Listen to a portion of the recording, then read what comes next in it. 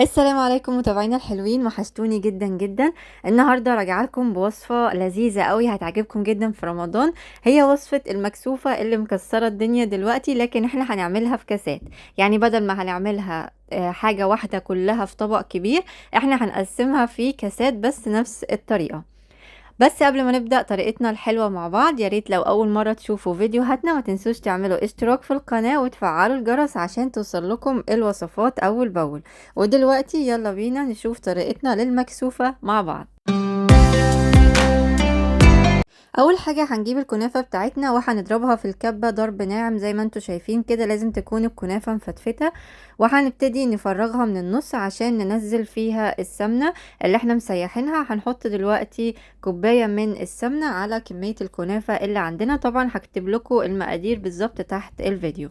هنقلبهم بقى كويس مع بعض لغاية ما الكنافة تتشرب كل السمنة اللي احنا حطيناها عليها، وتبتدي يعني تتغطى كلها بالسمنة او بكمية السمنة اللي احنا حاطينها. اول حاجة قلبنا بالمعلقة، وبعدين هبتدي اعملها بايدي بقى عشان اضمن ان كل الكنافة اتشربت من السمنة اللي انا حطيتها. دلوقتي بقى هجيب صينية الفرن وهبتدي احط فيها ورقة زبدة وهنزل فيها الكنافة، وهبتدي اكون مشغلة الفرن على درجة حرارة 200، وهدخلها بقى الفرن مع التقليب كل شوية عشان تاخد معايا اللون الذهبي الحلو. طبعا تقدروا تعملوها على البوتاجاز من فوق، بس في الفرن هتكون اسهل ان انا ادخلها مرة واحدة وابتدي اقلبها كل شوية. اهم حاجة ما تنسوش التقليب عشان ما تتحرقش. لحد ما تتحمر معانا الكنافة هنبتدي بقى نحضر الحشوة. للحشوة انا هستخدم موس الشوكولاتة الجاهز. هبتدي اجيب العلبة من سمارت شيف وهفضيها نفس الخطوات اللي على العلبة من بره. بنحط عليها كوباية كبيرة من اللبن الساقع، وابتدي طبعا اللبن الحليب، وهبتدي بقى اضربهم بالمضرب الكهربائي لغاية ما قوام الموس بتاع الشوكولاتة يتقل معايا وياخد قوام الكريمة التقيلة. هنعرف ازاي دلوقتي اعرف ان هو تقل معايا وبقى جاهز؟ اول ما اوقف المضرب الكهربائي والاقي الكريمة اخدت معايا شكل المنقار او البوز بتاع الفرخة. هلاقيها يعني هوريها لكم دلوقتي في الفيديو. ده الشكل اللي انا بقول لكم عليه، ان كده الكريمة بقت جاهزة معايا. هدخلها بقى التلاجة لغاية ما اطلع الكنافة من الفرن.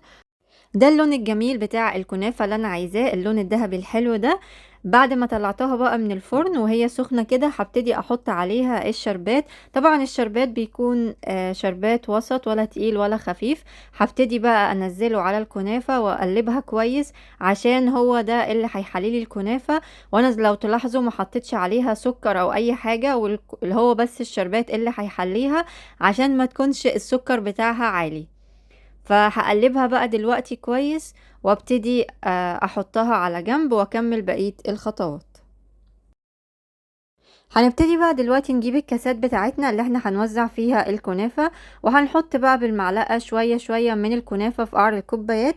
يعني هنملى تقريبا ربع الكوبايات لغاية ما نخلص كمية الكاسات اللي معانا.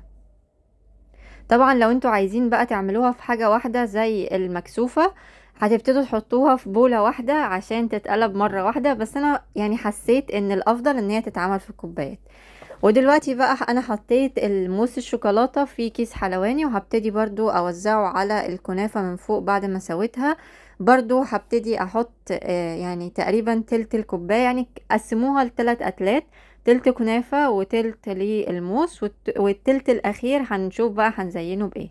بعد ما حطيت الموس بقى هبتدي ادخله التلاجة، وهنحضر بقى صوص الشوكولاتة. طبعا صوص الشوكولاتة انا حضرته معاكم قبل كده، هسيبه لكم برضو في اخر الفيديو.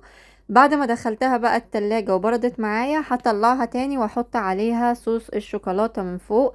طبعا في المكسوفة ممكن تحطوا صوص كراميل لو حابين. انا حبيت صوص الشوكولاتة اكتر. يعني الصوص اللي انتوا حابين تحطوه دي حاجة ترجع لكم. هنغطيه بقى من فوق، ده التلت الاخير هنحط عليه شوكولاتة. وبرضو هما بيضيفوا عليها كيك شوكولاتة، بس انا ما حبيتش ان انا اضيف كيك. بعد ما خلصنا بقى كل الكاسات وغطيناها بصوص الشوكولاتة من فوق، هندخلها بقى دلوقتي التلاجة اقل حاجة ساعة عشان كل الطبقات بقى تتماسك مع بعض، وبعدين نطلعها ونزينها ونقدمها. دي كاسات بقى المكسوفة بتاعتنا بعد ما طلعت من التلاجة، انا زينتها من فوق بالبندق وكمان بالمشمشية. طبعا انا قلتلكم ان هي نفس الخطوات بالظبط، بس طبعا المكسوفة بتكون عبارة عن شكل نص دايرة او زي بتتحط كلها في بولة. انا حبيت ان انا اقدمها كده اكتر. المهم ان هو نفس الطعم الروعة بجد، طعمها مفيش اختلاف عليه، يعني حاجة كده بتدوب في البق. اتمنى تجربوها وتعجبكم ان شاء الله. يا ريت كده الفيديو بتاعنا يكون عجبكم ويكون خفيف عليكم.